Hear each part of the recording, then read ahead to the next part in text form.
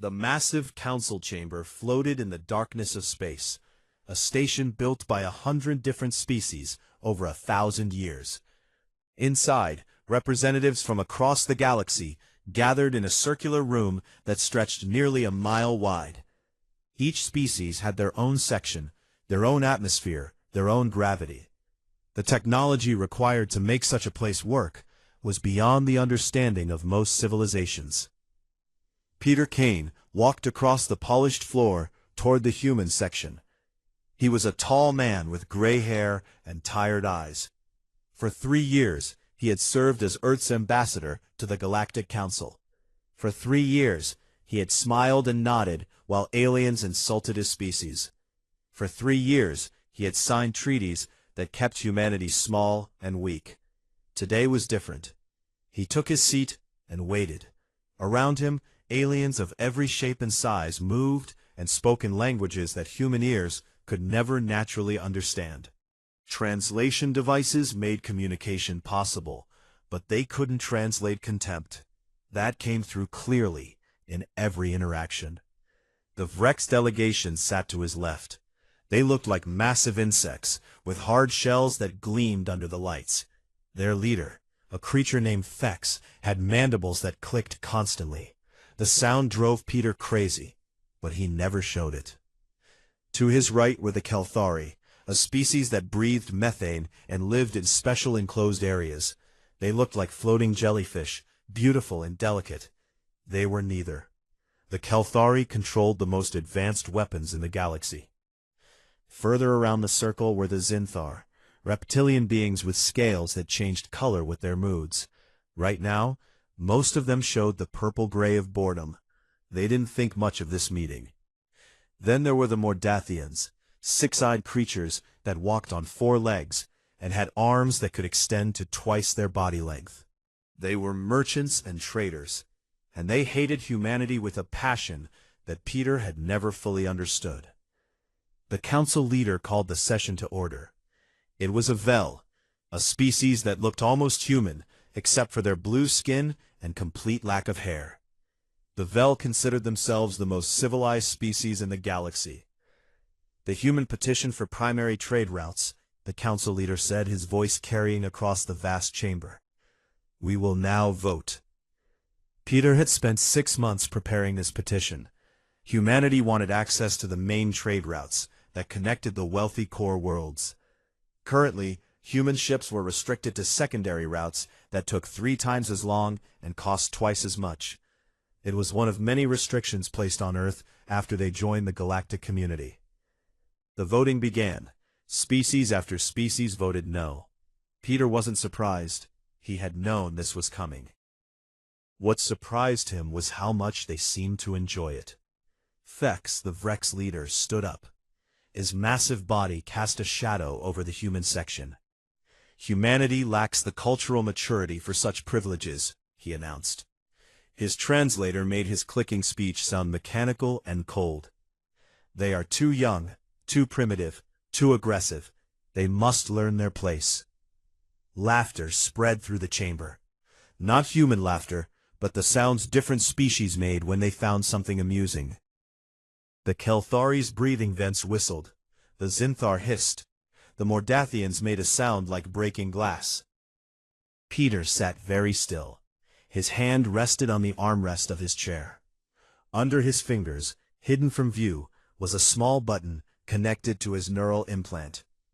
A Kelthari representative spoke next. Perhaps in another century, when humans have learned proper behavior, we can revisit this request.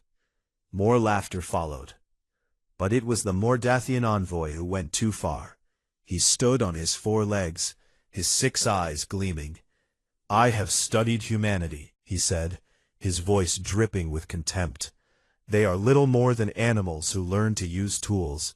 They breed like insects, consume resources without thought, and fight among themselves constantly. Perhaps if they spent less time breeding and more time evolving, they might someday earn a real place at this table. Until then, they should be grateful we allow them to exist in our galaxy. The chamber erupted. This wasn't polite diplomatic laughter anymore. This was open mockery. Species that had never agreed on anything found common ground in their contempt for humanity. Peter pressed the button under his finger. The signal went out instantly, traveling faster than light through the quantum communication network. It reached Earth in less than 30 seconds. The response came back even faster. One word: approved. Peter stood up slowly. The laughter continued around him. None of them paid attention to the human ambassador rising to his feet. Why would they? Humans didn't matter. "Excuse me," Peter said quietly. The laughter continued. "Excuse me," he said again, louder this time. Slowly, the chamber fell silent. Thousands of alien eyes turned toward the human section. Peter smiled. It wasn't a friendly smile. It was the smile of a man who had been waiting 3 years for this moment. "On behalf of the United Earth government and all her colonies throughout this galaxy," Peter said clearly, his voice carrying to every corner of the vast chamber, "I hereby invoke Article 7 of the Galactic Compact." The council leader leaned forward. "Article 7. That article deals with voluntary withdrawal from all treaties, agreements, and obligations," Peter finished. "Yes, humanity withdraws from the Galactic Council, effective immediately. We revoke our acceptance of all trade agreements, territorial restrictions, military limitations, and technology sharing arrangements. Every treaty we signed is now void." Complete silence filled the chamber. Thex's mandibles stopped clicking. The Kalthari's vents went quiet. Even the Mordathian envoy seemed frozen in place. "You cannot," the council leader said. "You will be isolated, cut off. No species will trade with you. You will have no protection from hostile forces. We will be free," Peter interrupted. "Free to build what we want. Free to go where we want. Free to defend ourselves as we see fit. You wanted to remind us of our place in this galaxy. Consider us reminded. We have no place here. So we're leaving." He gathered his papers and turned to leave. "This is madness," someone shouted. "Humanity cannot survive alone." Peter paused at the door. "You're right," he said. "We can't survive alone. Good thing we won't be alone." He looked back at the council. "You should ask yourselves something. In 3 years, how many species did humanity meet with? How many worlds did our diplomats visit? How many civilizations did we trade with outside official council channels?" He could see understanding beginning to dawn on some faces. "You thought we were just accepting our place as the weakest species," Peter continued. "You thought we were learning to bow and scrape. What we were actually doing was learning. Learning how this galaxy really works. Learning who our friends could be. Learning which species are tired of council control. And learning how to build weapons you can't detect, ships you can't track, and a network of allies you don't know exists. Thank you for the education. Send our regards to the council." Peter Kane walked out of the chamber. Behind him, chaos erupted as the council members began shouting at each other, demanding explanations, calling for votes. None of it mattered anymore. Humanity was done playing by their rules. Lisa Hayes sat in the command center deep beneath the surface of the moon. Banks of computers and holographic displays surrounded her, showing information from every human settlement in the galaxy. She had been waiting for this moment for 3 years, just like Peter Kane. Just like every human who knew the truth about what Earth had been preparing. The message came through at exactly the time she expected. 2 words appeared on her main display. Protocol Midnight. "Confirm receipt of activation code," she said calmly. Around her, dozens of officers began working at their stations. There was no panic, no rushing. They had practiced this 1,000 times. Lieutenant Danny Brooks looked up from his console. "All human facilities have confirmed receipt. Mars Command is ready. Europa Station is ready. The colony ships are ready. Everyone is ready." "Begin withdrawal," Lisa ordered. Across human space, things began to happen very quickly.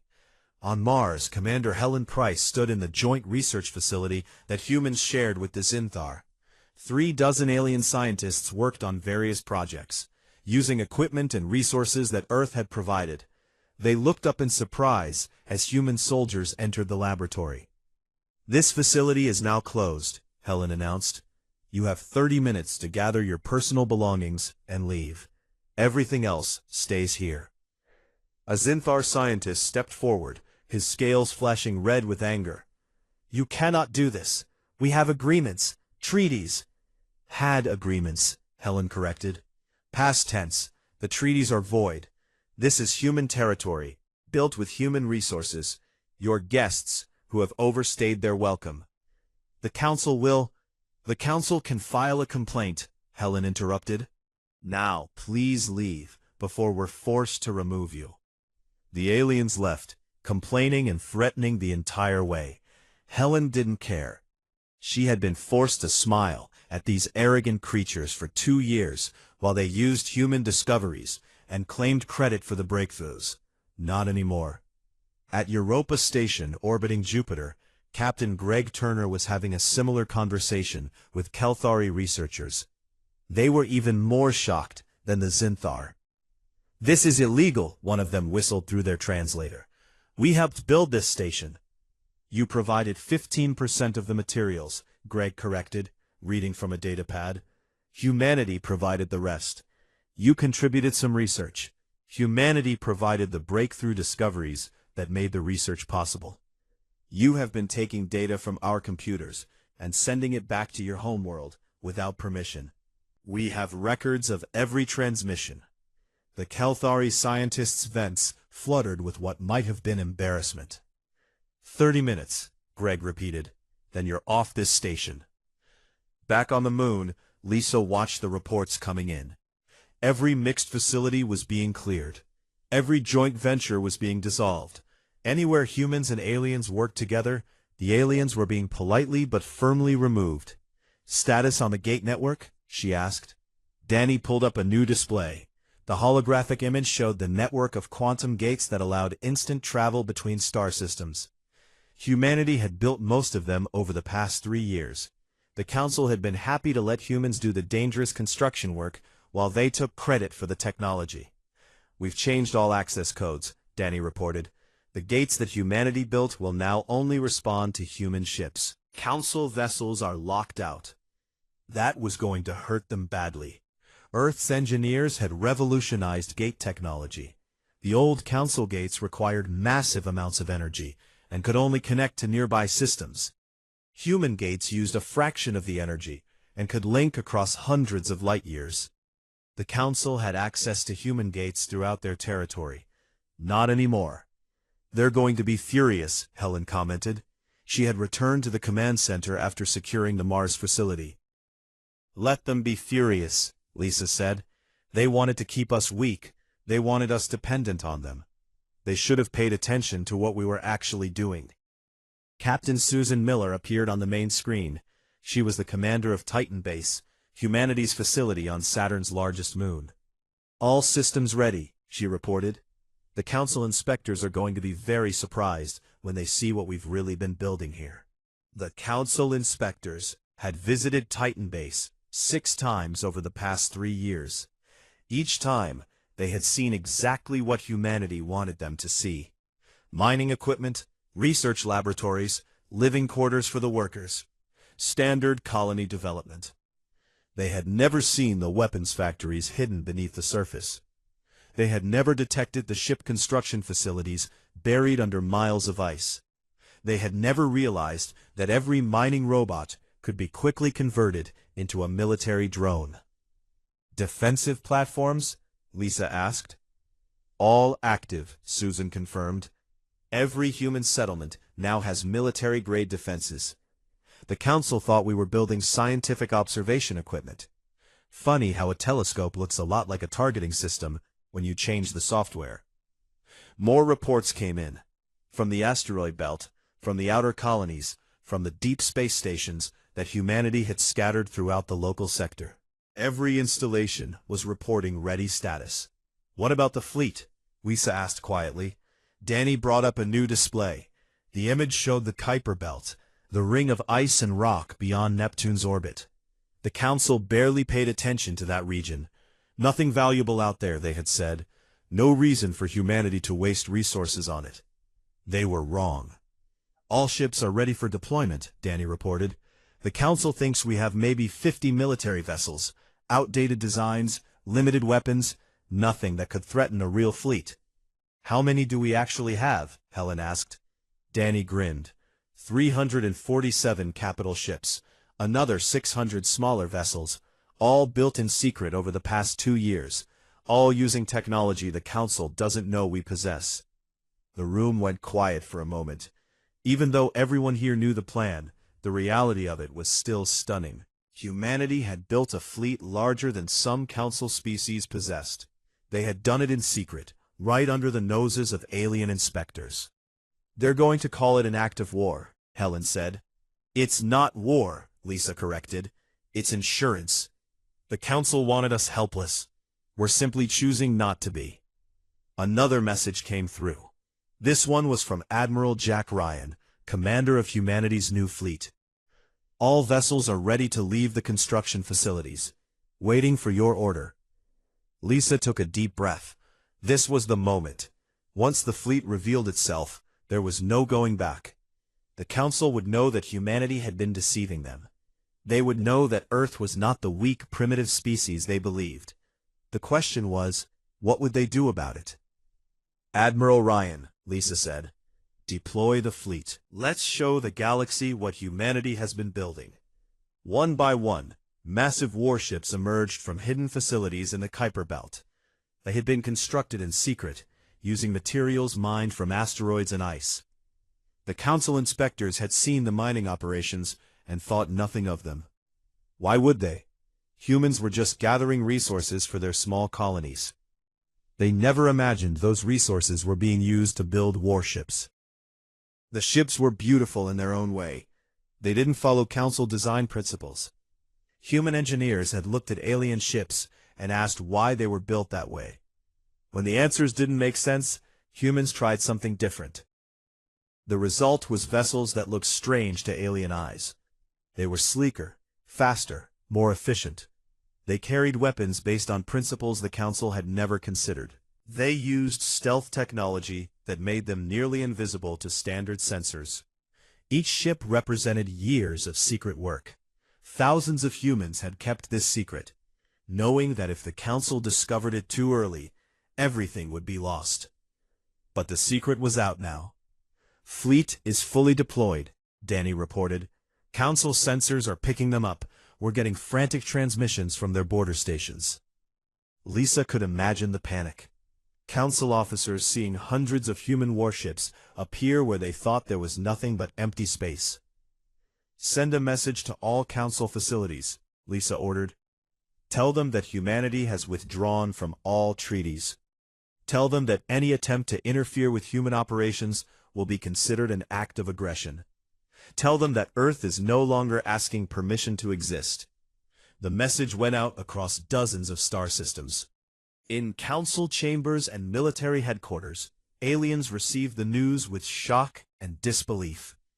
Humanity, the species they had mocked that very morning, was suddenly the most dangerous unknown in the galaxy. And in command centers across human space, men and women who had spent 3 years pretending to be weak finally let themselves smile. The emergency council session began exactly 8 hours after Peter Kane walked out of the chamber. Every species sent their highest-ranking representatives. The mood was very different from the previous meeting. The Kelthari ambassador was the first to speak. Her voice came through the translator with an edge of panic that surprised everyone. Humanity has seized the Antares trade hub. They claim it belongs to Earth because human workers built it. They've ejected all non-human personnel and locked us out of the facility. The Antares trade hub was a massive space station at a critical junction between 3 major trade routes. It processed millions of tons of cargo every day. Losing access to it would cost the Kelthari billions. A Zinthar representative stood up, his scales flashing colors that indicated severe distress. The humans have taken control of 70% of the quantum gate network. Our ships can't use the fast routes anymore. We're being forced back onto the old gates that take weeks instead of hours. More reports came in. Human colonies had closed their borders to alien ships. Research facilities were refusing to share data. Trade agreements were cancelled. Everywhere humans and aliens had worked together, the cooperation had ended. The Vrex delegation leader, Thex, slammed one of his many limbs on his desk. This is an act of war. They cannot be allowed to behave this way. Actually, Peter Kane said from his seat, we can. Article 7 of the Galactic Compact allows any species to withdraw from the Council. You wrote that article yourselves. We're just using it. He was still there, but now as an observer rather than a member. The Council had demanded he stay to answer questions. Peter had agreed, mostly because he wanted to see their reactions. The Council leader, the Vel with blue skin, looked exhausted. Ambassador Kane, surely we can negotiate.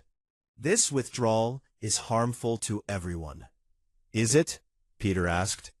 It seems mainly harmful to you. Humanity is doing fine. You cannot survive without Council protection, the Mordathian envoy insisted. He was trying to sound confident, but Peter could hear the worry in his voice. The Outer Rim species will attack you. Pirates will raid your colonies. You need the Council's security forces. Peter laughed. Do we?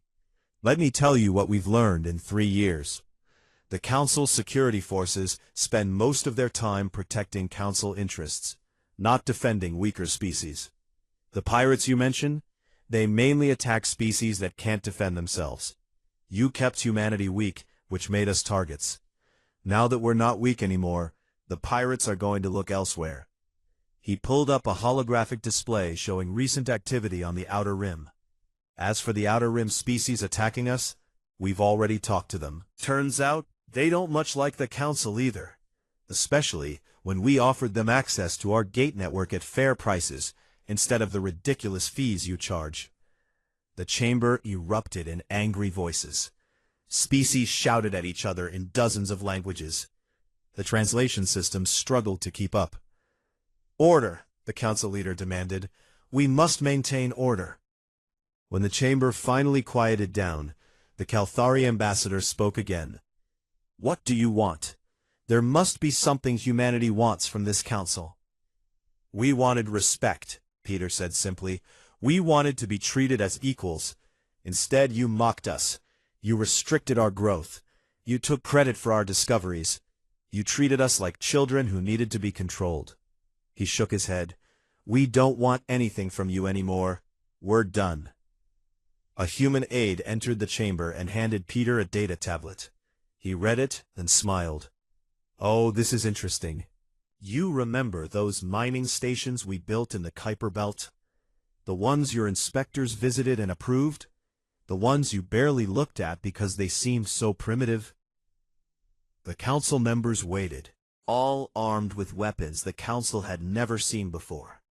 You've been preparing for war, Thex accused. No, Peter corrected. We've been preparing to defend ourselves. There's a difference. You wanted us helpless. We chose not to be.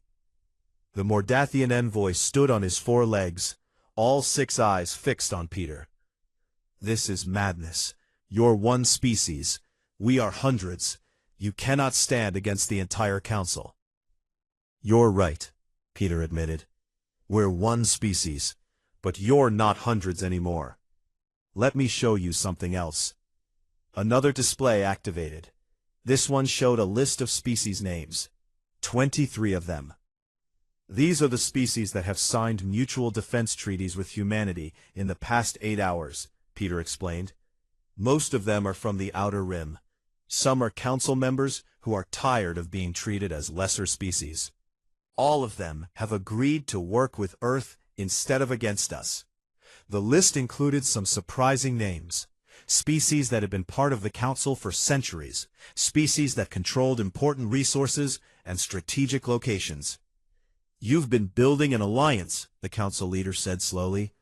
All this time, you weren't just accepting our restrictions. You were recruiting. We were making friends, Peter said. Real friends, based on mutual respect and fair dealing. Novel concept, I know. The chamber fell silent again. The council members were beginning to understand what had happened. Humanity hadn't been defeated by their restrictions. They had been motivated by them. Every insult had driven them to work harder. Every limitation had forced them to be more creative. The council had thought they were controlling a primitive species. Instead, they had created a rival. What happens now? The Kelthari ambassador asked quietly. Peter stood up. Now we rebuild the Galactic Order. But this time, we do it right. No more species claiming superiority over others. No more restricting development because you're afraid of competition. No more mocking younger civilizations because they don't know your customs yet. He walked toward the center of the chamber. Humanity is willing to negotiate. We're willing to trade. We're willing to cooperate on research and defense. But we will do it as equals, or we won't do it at all. And if we refuse? The Vrex leader asked. Then you refuse, Peter said with a shrug. We'll build our own network with our allies. We'll create our own trade routes. We'll establish our own councils and research partnerships. You can either join us, or you can watch from the sidelines, while the galaxy moves forward without you. You had a chance to lead. You chose to bully instead. You had a chance to cooperate. You chose to mock instead. Every choice you made pushed humanity toward this moment. You created this situation. We're just responding to it. The council leader looked old and tired. You're asking us to give up our position, our authority, our control. I'm asking you to give up your arrogance, Peter corrected. Your position was based on being first, not on being best. Your authority was based on fear, not on respect. Your control was an illusion that only worked as long as everyone believed in it. We stopped believing. Others are stopping too. He turned to leave, then paused. Oh, one more thing. We know about the Omega Sector. Every alien in the chamber went absolutely still. Peter smiled. Yes, we know. We know what you found out there. We know what you've been hiding. We know why you're really afraid of species becoming too powerful. He looked at the council leader. And we're going to investigate it ourselves, with our allies, without your interference. He walked out of the chamber for the second time. Behind him, the council erupted into chaos once again. But this time, it wasn't chaos directed at humanity. It was panic among themselves, as they realized their deepest secret was no longer secret. Admiral Jack Ryan stood on the bridge of the ECS Defiance, humanity's first true battlecruiser. The ship was massive, nearly 2 miles long, with weapon systems that would have shocked the Council if they knew what human engineers had developed. Around him, his crew worked at their stations with quiet efficiency. The Council's response had been predictable. Economic sanctions, trade blockades, and now a military fleet sent to teach humanity a lesson. Contact from Council Fleet, reported Kate Morgan from the navigation station. She was young, barely 30, but she had proven herself during training exercises. They're demanding we stand down and accept inspection of all human military facilities. Jack smiled without humor. Tell them we decline their kind offer. The Council fleet hung in space about 1 million miles away. 67 capital ships, including 5 Vrex battlecruisers. Those battlecruisers were the pride of the Vrex military. Each one carried enough firepower to destroy a small moon. The Council believed their fleet was unstoppable. They had fought wars across the galaxy for thousands of years. They had refined their tactics and perfected their strategies. They knew every possible way to conduct space combat. That was their weakness. Tactical analysis, Jack ordered. Lieutenant Commander Chris Allen brought up a holographic display showing the Council fleet's formation. They're using standard defensive pattern 7. Heavy ships in the center, lighter vessels on the flanks. Their shields are calibrated for energy weapons, particle beams, and plasma cannons. Exactly what we expected, Jack said. Are our ships in position?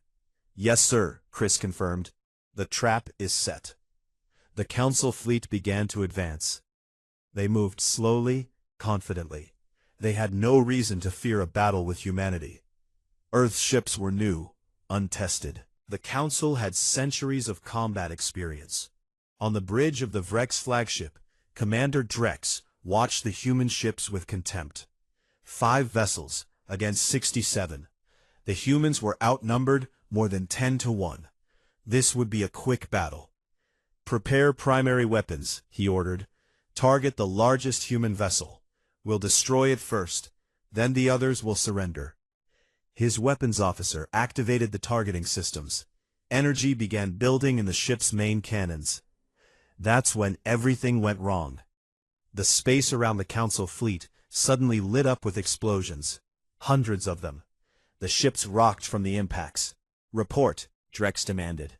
Mines, his sensor officer shouted. The area is filled with mines, but our sensors showed nothing. The mines were a human innovation. They didn't use heat or radiation.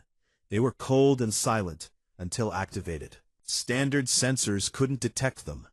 But the mines were just the beginning. Human ships are firing, the weapons officer reported. Drex watched in confusion as projectiles shot toward his fleet. Not energy beams, not plasma. Solid projectiles moving at incredible speeds. Evasive action, he ordered. Too late. The projectiles slammed into Council ships. The shields, designed to stop energy weapons, did almost nothing against solid matter traveling at a significant fraction of light speed. 3 ships exploded immediately. 5 more reported critical damage.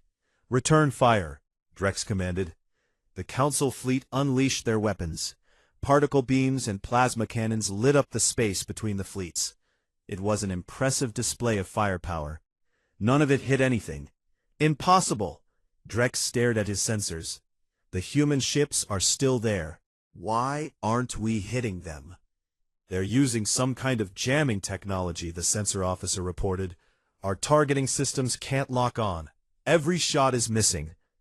On the Defiance, Jack watched the Council fleet waste ammunition. Cyber warfare team status?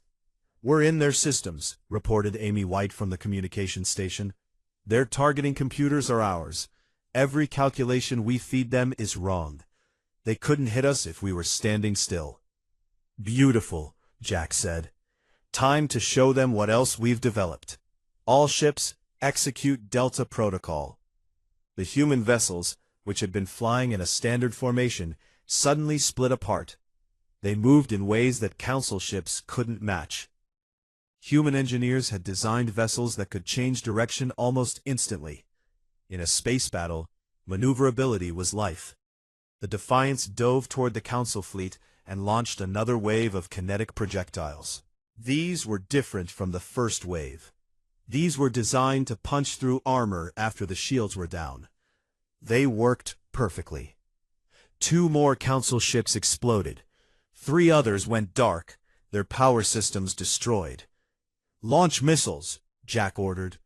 The missiles streaking from human ships didn't show up on thermal sensors because they were cold-launched. They didn't emit radiation because they used a propulsion system the Council had never seen. They accelerated to attack speed only in the final seconds before impact. The Council fleet tried to defend. Point defense systems fired blindly, hoping to hit something. A few missiles were destroyed. Most got through. Commander Drex watched his fleet fall apart. In less than 10 minutes, he had lost 20 ships. 20 against 5 human vessels. All ships retreat, he ordered. Fall back to Rally Point Beta. But retreating was harder than it should have been. The mines were everywhere, forcing his ships to move slowly and carefully.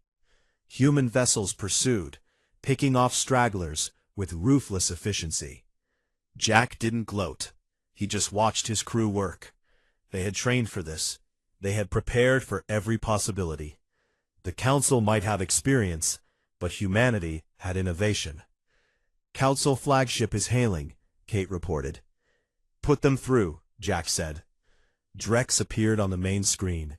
His mandibles were quivering. "This is a violation of galactic law.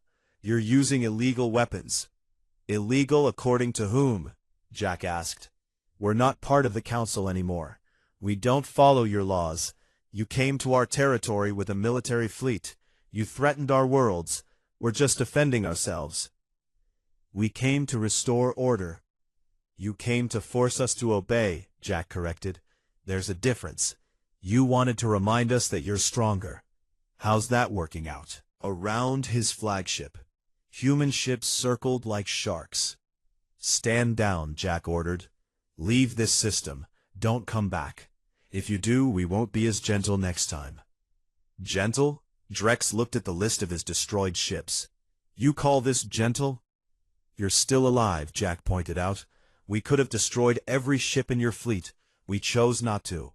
Take the lesson and go home." The Council fleet retreated. Ships limped away, damaged and defeated. They had come to teach humanity a lesson. Instead, they had learned one.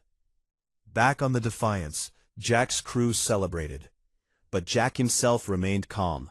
This was just one battle. The war, if it came to that, would be much longer. "Damage report," he ordered. "Minor hits on the Armstrong and the Collins," Chris reported. "Nothing serious. We're at 97% combat effectiveness." One battle, 97% effectiveness. Against a fleet that outnumbered them more than 10-1. Kate looked up from her station. "Admiral, we're getting messages from the Outer Rim. 7 more species want to meet with our diplomats. They all saw the battle. They want to know more about Earth's defensive capabilities." "Forward those requests to Diplomatic Corps," Jack said. "Let them handle it." Amy was monitoring Council communications. "Sir, you should hear this. The Council is having an emergency session. They're arguing about what to do next." Jack listened to the intercepted transmissions. Council members were panicking. Some wanted to send a larger fleet. Others wanted to negotiate. A few were suggesting that maybe the Council should just leave humanity alone. "They're scared," Chris observed. "Good," Jack said. "Fear will make them careful. Careful enemies think before they attack." He looked at the star chart showing Council territory and human space. The boundaries were blurred now. Human allies controlled key systems throughout the region. The old order was collapsing. "Send a message to Earth Command," Jack ordered. "The Council fleet has been repelled. Recommend we maintain high alert status, but do not pursue.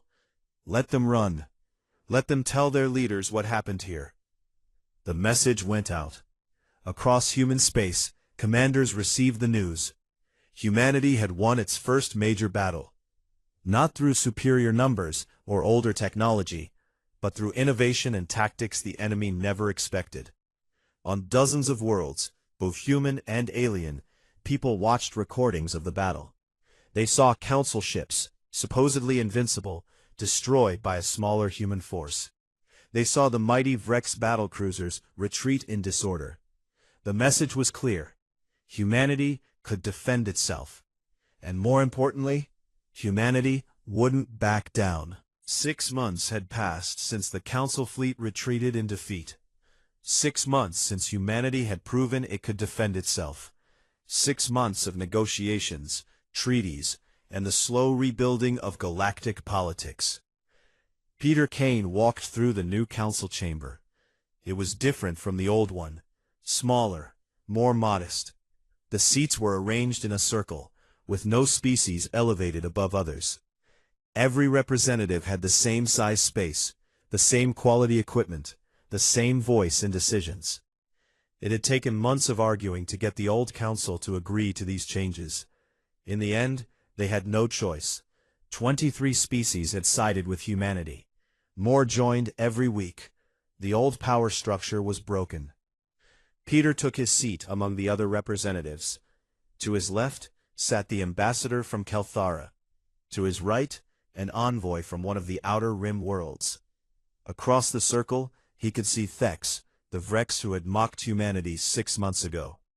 The insect-like alien looked much less confident now. The new council leader called the session to order. She was a Tarvan, a species that had always been neutral in galactic politics. The choice of a Tarvan as leader was deliberate. No more would the powerful species control everything. "We begin the ratification of the new Galactic Compact," the leader announced. "All species present have reviewed the terms. Are there any final objections?" Silence filled the chamber. Every species here had already argued their positions during the months of negotiations. Today was just making it official. "The terms are simple," the leader continued. "Equal representation for all species, regardless of size or age. Free trade along all established routes. No restrictions on development or research unless such development poses a direct threat to galactic peace. Mutual defense agreements are voluntary, not mandatory. All species maintain sovereignty over their own territories. No species may claim superiority over another. Disputes will be resolved through negotiation and arbitration, not force." Peter listened to the words he had helped write. These were the principles humanity had fought for. These were the changes that had cost lives and resources to achieve. "Let us vote," the leader said. One by one, species voted to accept the new compact. Even the Vrex voted yes, though Thex looked like he was chewing glass as he did so. The Mordathians voted yes. The Zinthar voted yes. The Kelthari voted yes. Every species accepted the new order, because the alternative was being left behind while the galaxy moved forward without them. After the vote, the chamber broke into smaller discussions. Species that had been enemies for centuries talked about trade agreements. Old alliances were formed on new terms. The galaxy was reorganizing itself. Peter stood and walked to the observation deck. Through the massive windows, he could see ships from dozens of species docked at the station. Human vessels moved among them freely now, no longer restricted to secondary docking ports. Admiral Lisa Hayes joined him at the window. She had come from Earth for the ratification ceremony. "Hard to believe it's only been 6 months," she said. "Feels like years," Peter agreed. "The council still doesn't like us," Lisa observed. "They voted yes because they had to, not because they wanted to." "I know," Peter said, "but their opinion doesn't matter anymore. What matters is that we proved they were wrong about us, wrong about what humanity could achieve, wrong about our place in the galaxy." Lisa looked at the ships outside. "Some of them will still cause problems. The Vrex are already trying to rebuild their military. The Mordathians are looking for ways around the trade agreements," Lisa said. "Let them try," Peter said. "We'll be watching. And we have allies now, real allies, who trust us because we've earned that trust." A message appeared on Peter's communicator. He read it and smiled. "What is it?" Lisa asked. "Admiral Jack Ryan. His fleet just made contact with another species from the Outer Rim. They want to join the Alliance. That makes 32 species now." Lisa whistled softly. 32 species in 6 months. The old council took centuries to build that kind of influence. "The old council demanded obedience," Peter corrected. "We offer partnership. People respond better to that." They watched in silence for a moment. Then Lisa spoke again. "What about the Omega Sector? Did you mean what you said about investigating it?" Peter's expression became serious. "Yes, the Council has been hiding something out there. Something they're terrified of. Something they didn't want any species to know about. Do we know what it is yet? Not exactly. But we've pieced together some information from species that used to be part of the Council's inner circle. There's a region of space beyond the Outer Rim. The Council found something there thousands of years ago. Something powerful. Something dangerous. And they've been keeping it secret," Lisa said. "They've been keeping it contained," Peter corrected. "Or trying to. That's why they were so desperate to control powerful species. They were afraid someone would find it and either release it or weaponize it." Lisa frowned. So they kept everyone weak and divided. Classic strategy. It might have even been the right strategy, Peter admitted, but they should have trusted other species with the truth. Instead, they hoarded the knowledge and the power. Now we're going to investigate ourselves. The Council won't like that. They don't have to like it. They don't control us anymore. Another figure joined them on the observation deck. It was Admiral Jack Ryan himself, arrived from his flagship to attend the final ceremonies. "Ambassador, Admiral Hayes," he greeted them. "Congratulations on the ratification." "Congratulations to all of us," Peter replied. "None of this would have worked without the fleet proving we could defend ourselves." Jack looked out at the gathered ships. "We got lucky in that first battle. The Council fleet was overconfident. They won't make that mistake again." "Will there be more battles?" Lisa asked. "Maybe," Jack said honestly. "Some Council species still think they can force us back into submission. But most of them are smart enough to see which way the wind is blowing. The galaxy is changing. They can either change with it or become irrelevant." His communicator chimed. He checked the message, and his expression changed. "We have a problem," Peter said. "What kind of problem?" Peter asked. Long-range sensors picked up something entering the Omega sector. Something big, moving fast, origin unknown. The three of them looked at each other. This was what the Council had feared. Something from that forbidden region, heading toward inhabited space. "Do we know what it is?" Lisa asked. "Not yet. But whatever it is, it's bigger than anything in our databases. Council databases, too." Peter made a decision. "Get back to your ship, Admiral. Take the fleet to investigate. But don't engage unless you have to. We need information first." Jack nodded and left quickly. Peter and Lisa remained at the window. "This could be bad," Lisa said quietly. "Or it could be an opportunity," Peter replied. "The Council kept secrets because they were afraid. We're going to face whatever is out there with open eyes. Maybe we'll find a threat. Maybe we'll find something else. Either way, we'll deal with it honestly." Below them, in the Council chamber, species were still celebrating the new compact. They didn't know yet about the contact in the Omega sector. They didn't know that their careful new peace might be tested sooner than anyone expected. But they would know soon. Peter watched Jack Ryan's ship undock and head toward the jump point. Behind it, dozens of other human vessels followed. The fleet was moving out, heading toward the unknown. That was humanity's real strength, Peter thought. Not their weapons or their technology. Not even their ability to make allies. It was their willingness to face the unknown instead of hiding from it. The Council had spent thousands of years trying to contain threats, control populations, and maintain order through fear. Humanity was going to try something different. They were going to face challenges head-on, build alliances based on trust, and explore instead of restrict. Maybe it would work, maybe it would fail, but at least they would try. Peter's communicator buzzed again. This time it was a message from Earth. His replacement as ambassador would arrive next week. Peter had been called home. The government wanted him to lead the new exploration initiative into the Omega sector. He smiled. From ambassador to explorer. It seemed fitting. "What are you thinking?" Lisa asked. "I'm thinking that 6 months ago, the Council mocked us. They told us we were too primitive, too young, too aggressive. They told us we needed to learn our place. And now we're teaching them that there are no fixed places in this galaxy. Everyone can rise. Everyone can grow. Everyone deserves a chance to prove what they're capable of." Peter looked out at the stars. Somewhere out there, in the Omega sector, something ancient and unknown was moving. It might be a threat. It might be an opportunity. It might be something no one had ever imagined.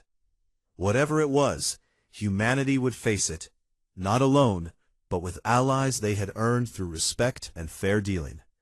Not as the weakest species begging for protection, but as equals standing alongside others. The Council had wanted to teach humanity a lesson. They had succeeded, just not the lesson they intended. They taught humanity that the galaxy belonged to those brave enough to claim it, that strength came from innovation and alliances, not age and arrogance, that the future wasn't owned by those who had always held power, but by those willing to fight for change. Humanity had learned those lessons well, and now the rest of the galaxy would learn what happened when you pushed humans too far, mocked them too much, and underestimated them completely. You created something new, something dangerous, something that refused to accept the old rules. You created equals who demanded respect. And once you created that, you could never put it back in the box. The galaxy had changed. The old order was dead. The new order was still being written. And humanity had just started the first chapter.